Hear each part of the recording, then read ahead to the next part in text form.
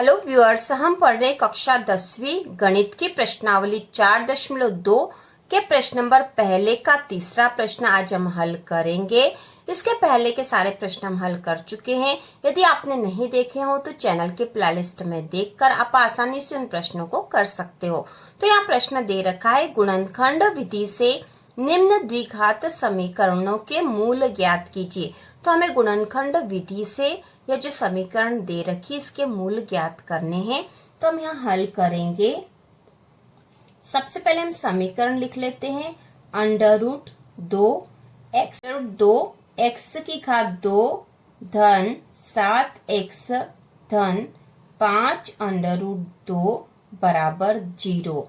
तो हमें इसके मूल ज्ञात करने के लिए इसका जो बीच वाला पद है इसे ऐसे दो भागों में बांटना है कि यदि उसका जोड़ या घटाव करें तो बीच वाला पद ही मिल जाए हमें, और यदि हम गुणा करें उन दो पदों का तो इन दो पदों का गुणा मिलना चाहिए। इसका अर्थ है यदि ये जो बीच वाला पद है तो बीच वाला पद 7x है, इसे ऐसे दो भागों में बांटना हमें, ठीक है, ऐसे दो भागों में बांटना कि यदि इन दोनों भागों का जोड़ या घटाव करे तो हमें बीच वाला पद मतलब 7x ही मिलना चाहिए। लेकिन यदि हम इन दो पदों जिसमें 7x को हम दो पदों में विभाजित करेंगे तो उन दो पदों का यदि गुणा करें हम, ठीक है, गुणा करें तो ये जो दो पद है इसके आसपास वाले जो दो पद है इन दोनों का गुणा हमें मिल जाना चाहिए। तो गुणा करने पर हमें क्या मिलना चाहिए? तो गुणा करने पर √2 x की घात 2 गुणा 5 √2 इन दोनों का गुणा मिलना चाहिए। मतलब यहाँ पे हो जाएगा 5 गुणा में और √2 में √2 का गुणा करेंगे तो 2 आ जाएगा और x की घात 2 तो है ही सही। मतलब 5 दूना 10 x की घात 2 यहाँ पर गुणा में मिलना चाहिए। तो हमें 7x को ऐसे दो भागों में बांटना है कि जोड़ या घटाव करने पे 7x आ जाए, लेकिन गुणा करने पर 10x की घात 2 हमें मिलना चाहिए। तो हमें सोचना पड़ेगा कि ऐसे दो पद कौन से हो सकते कि जिनका गुणा करने पे 10 आ जाए। तो हम सोच के बता सकते कि ऐसे दो पद 5 और 2 हो सकते हैं, ठीक है। 5 और 2 का जब गुणा करते हैं, 5 और 2 का गुणा करने पे 10 आ जाता है, और 5 और 2 को यदि जोड़ेंगे तो 7 भी आ जाएगा। और यहाँ पे ये भी धन का चाहिए और ये भी धन का ही चाहिए, तो धन का 5x और धन का 2x इन दोनों को यदि जोड़ेंगे तो हमें 7x मिल जाएंगे और गुणा करने पे 10x की घात 2 मिल जाएंगे। तो यह दो पद यहाँ पे 5x और 2x होंगे, जिसमें हम 7x को दो पदों में विभाजित कर देंगे। तो हम यहाँ लिखेंगे √2 x की घात 2 धन 5x धन 2x धन 5 √2 बराबर 0। तो हमने 7x को दो भागों में बांट दिया है, ऐसे दो भागों में कि इनका जोड़ करेंगे तो 7x आ जाएंगे, क्योंकि 5 और 2 7x हो जाएंगे। और यदि इन दो पदों का यदि हम गुणा करते हैं तो इसके आसपास के जो दो पद है इनका गुणा आ जाएगा। तो इन दोनों का गुणा करने पे 5 दूना 10 x की घात 2 होगा, और √2 में 5 √2 का गुणा करेंगे तो भी 10 x की घात 2 ही आएगा।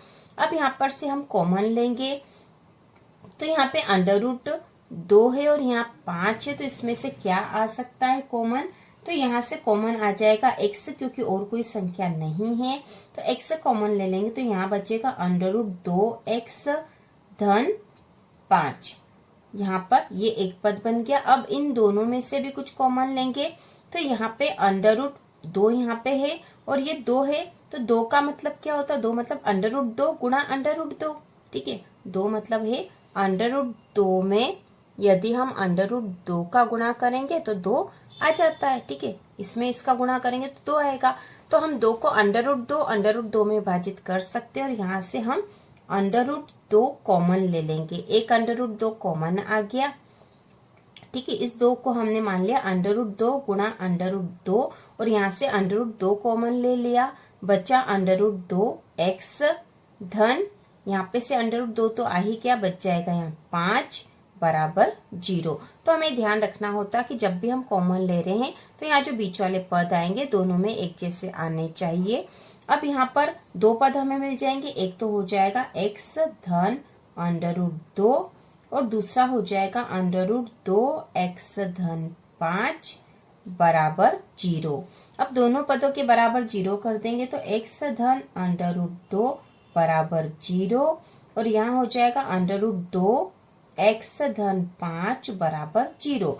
अब इसको हल कर लेंगे हम। x बराबर हो जाएगा ऋण अंडर रूट 2, क्योंकि अंडर रूट 2 बराबर के इधर जाएगा तो ऋण का हो जाएगा। यह एक मूल हमें मिल गया है। इसके बाद यहाँ पे अंडर रूट 2x बराबर हो जाएगा ऋण का 5, तो x बराबर हो जाएगा ऋण 5 बटे अंडर रूट 2। तो ये दूसरा मूल हमें मिल गया है यहाँ पर। तो अब हम यहाँ लिख देंगे इस प्रकार समीकरण